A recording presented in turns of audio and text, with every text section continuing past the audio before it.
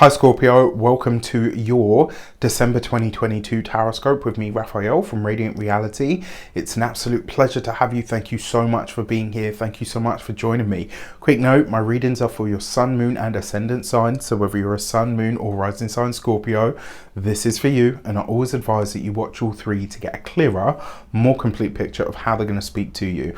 With that said, remember they are general readings. Not everything's going to resonate with everybody, and that is just fine. You should always use your own discernment. Before we start, as always, I would like to bless my decks of cards with all forms of love, light, peace, prosperity and abundance. And I pray that the messages that come through are ultimately clear and concise.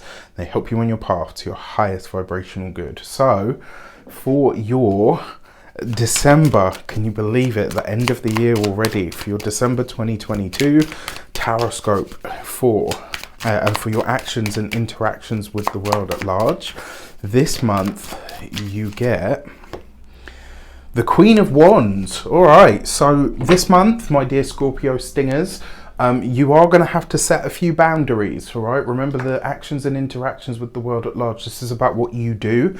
And for some of you, this is about having to draw a line in the sand in some regard.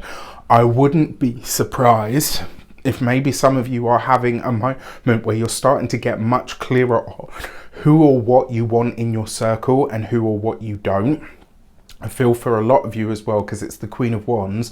This could be that you're starting to look at how and where you're using your energy this month. And maybe you're kind of saying, actually, I kind of got off track with the way that I'm doing this, this and this. I wouldn't be surprised if that's how a lot of you are kind of looking at things this month. It's like, okay, what am I doing with my time and my energy, and how is this like, I think you're going to be really kind of not hard on yourself but firm with yourself about maybe really creating a different track or channel for your energy to move through on a more sort of interpersonal level. I kind of feel like for a lot of you, this is you drawing a line or putting your foot down.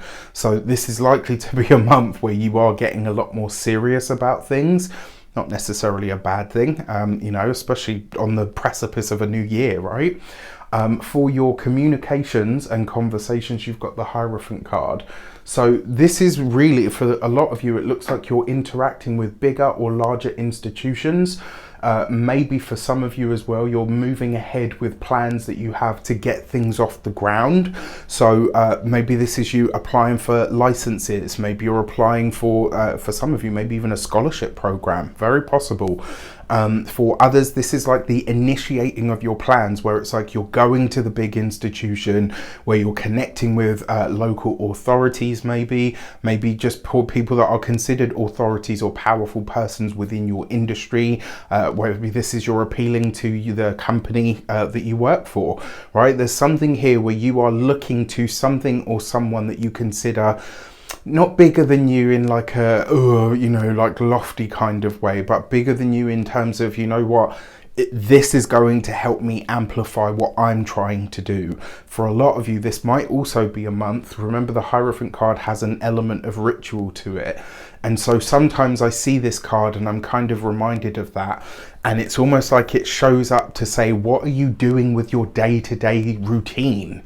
You couple that with the Queen of Wands, that's you getting serious about how you spend your time, what you do with your days, what you do with your energy, maybe even what you do with your money or your resources.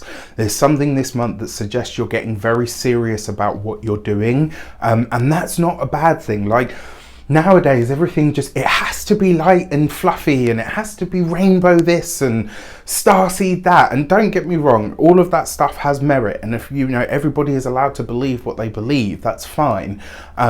What I'm saying is there are times when being serious about what you're doing is important. There are times where it needs to be hard work.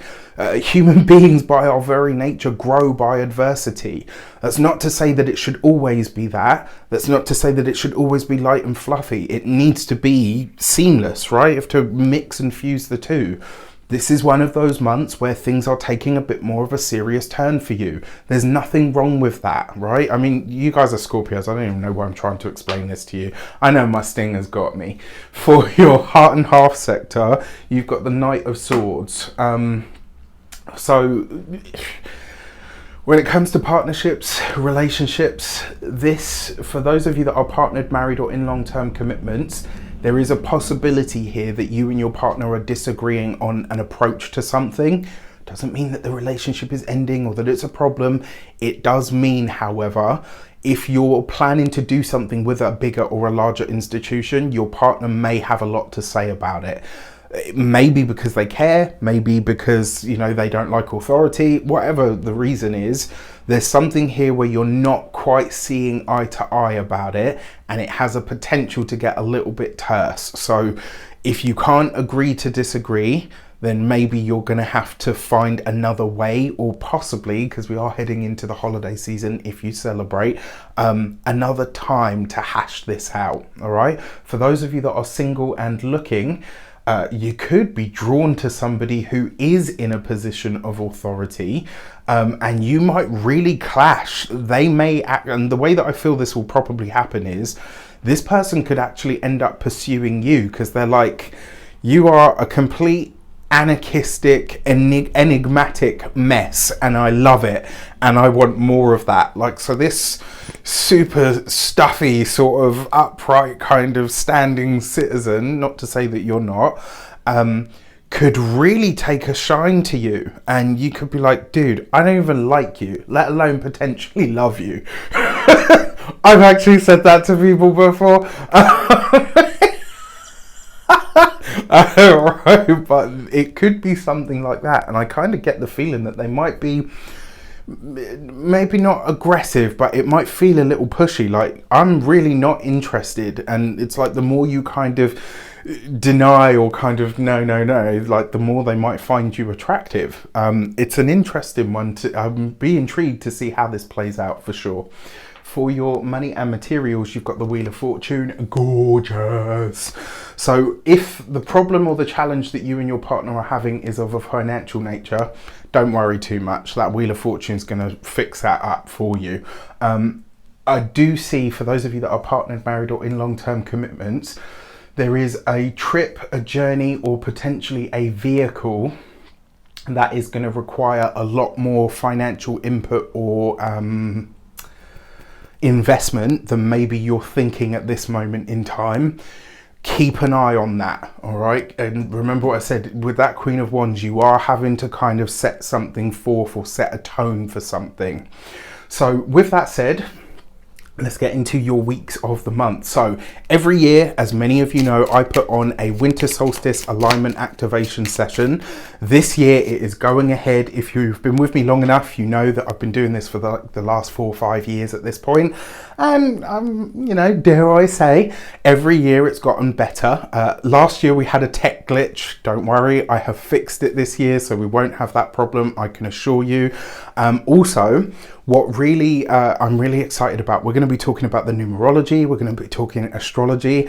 I have 2 fantastic guests for you that I'm really excited to share.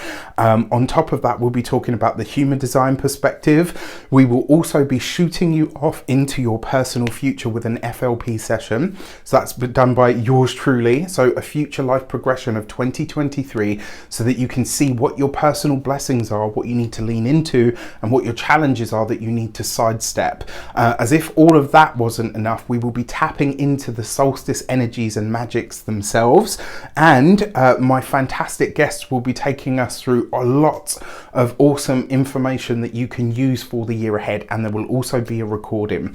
So it's on the 21st of December at 7 p.m. You can get your seat on the link in the description box below, and also it is £33.33 for your seat. So if you want to be on there, if you want to be there with us celebrating that solstice as a group, it would be lovely to have you. All right, so for your first week of the month, you have the Empress card with the Queen of Wands. I actually really like that. It does suggest a fire sign woman, Aries, Leo, Sagittarius, could be an assistant for you in some way. This could be somebody that either helps you or helps you develop an idea. That's the feeling that I get from it. It could also be somebody who acts as like a bit of a sounding board. So maybe you're talking to them about something that you're working on, working through, or experiencing, and they're kind of giving you that tough love, right? The Queen of Wands, don't mess around with her. Like she's a tough cookie. She's coupled with the Empress. So this is somebody who has kind of like a maternal energy towards you, or at least, you know, feels sort of genuinely warmth in your direction. It also suggests whoever this person is, they tend to be quite easy on the eyes. Anyone that shows up with the Empress, they tend to be either very good looking, maybe really comfortable in their own skin, their own sexuality, very sensually or bodily aware of themselves. This person could really assist you in some way. It may also be that you have to set boundaries around your, I want to say like your, not your looks, but your aesthetic. This could be something as simple as your partner says, oh, you know, my parents are coming round, you need to dress like this. And it's like, oh, first of all, I mean, you're talking to a Scorpio, so don't even do it. If you're cross-watching for a Scorpio and you've got plans to try and tell them something that they should or shouldn't be doing, you're going to lose that battle, all right? When it comes to your second week of the month, you have the Hermit card right underneath the Hierophant. So this is an interesting pairing, right? Because you've got the Hermit and the Hierophant, which represents bigger or older, larger institutions. So you could be interacting with one this month, especially around the second week of the month. This is like an old institution. This is old money, old architecture. It is places that are made of stone, you know, like there's something very potentially either regal or very authoritative about this. Now you've got this coupled next to the Empress, so my money is on this is either going to be a bank, maybe this is some kind of exploratory trip or understanding that you're trying to gain around something of a financial nature. For the third week of the month, you have the Star card. Look at that. So it looks like you're really enjoying your Christmas and or holiday festive period and season, which is beautiful. You've got this with the Star card. So whatever, not dispute, but whatever challenge or, you know, potential hard conversation you're having around that third week of the month, it's not going to be much of an issue. Like it will come up, you'll hash it out, or maybe you'll kind of squash it by then, or say, you know what, we're going to shelve this so that we can enjoy this time. We'll come back to it later, or we'll pick it up at a different moment. So I actually really like that, and I think it could be very good. I wouldn't be surprised for some of you, maybe a friend becomes more. For maybe some of you, this could also be that you're starting to really look at your future plans with your significant other. And then for your fourth week of the month, you've got the Wheel of Fortune. With the Wheel of Fortune, I'm telling you, you want to use that new moon, right? That Capricorn moon. And make sure you milk it.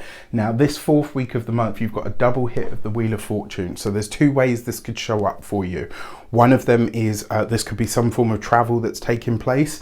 For a lot of you, that could be some kind of long distance travel. So maybe you're not spending Christmas or the holiday season at home.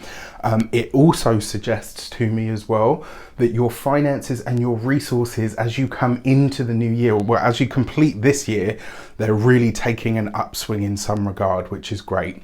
Now, as we come into your lunations, remember, whenever I'm talking about the astrology of the moon, we're talking about your ascendant first, to a lesser degree, but still relevant, the sun and the moon. So the full moon that's taking place on the 8th of December is going to be happening for you in your 8th house, right? So this is other people's money, other people's resources, which are looking potentially very nice for you.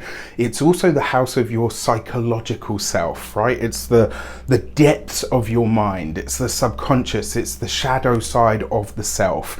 And because you're having a full moon shining a bright spotlight in that place, this could help you really come to grips with or understand some kind of personal fear. And it might also help you kind of say, okay, well, my resistance to this, this, and this, or my issue with that is actually stemming from this. So this could actually be a really nice full moon for a big realization about self. It's happening close in the sky with your ruler Mars, or your ancient ruling planet Mars. So in a way as well, because a full moon is a completion and an ending, it has the ability to help you kind of see something and say, okay, right, I see that now, I understand that about myself, I'm ready to get rid of it. It could also be a peak experience where you're getting an influx of cash, money, or resources come into you from elsewhere. So your full moon message is the gate 59 and intimacy. The truth of this card for me is always, it's about the intimacy that we need to have with life. Do you love it? Whatever you're doing, whatever you're connected to, whoever you're connected to, whatever institutions or whatever that you're trying to be a part of or to appeal to, do you love it enough to want to get into bed with it?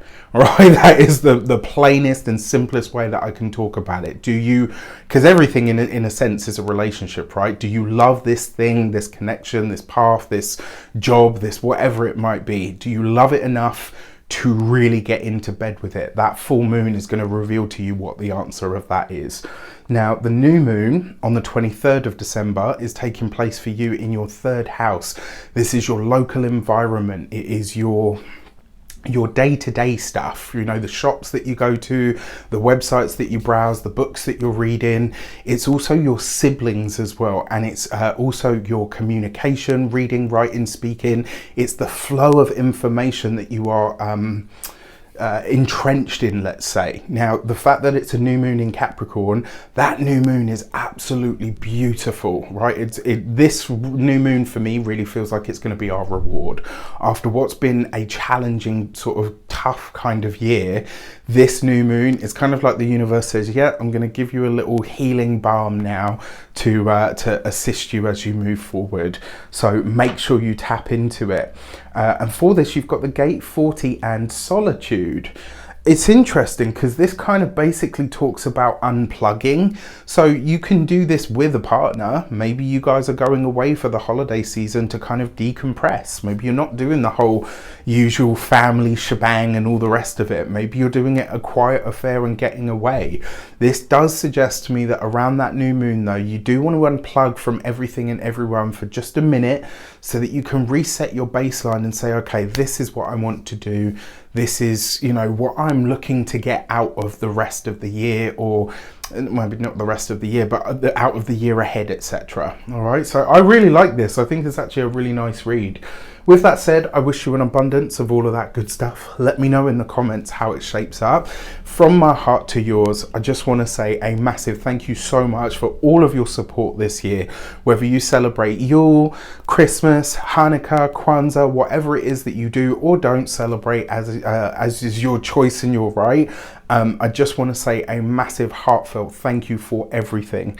Take care, and I'll see you in the new year.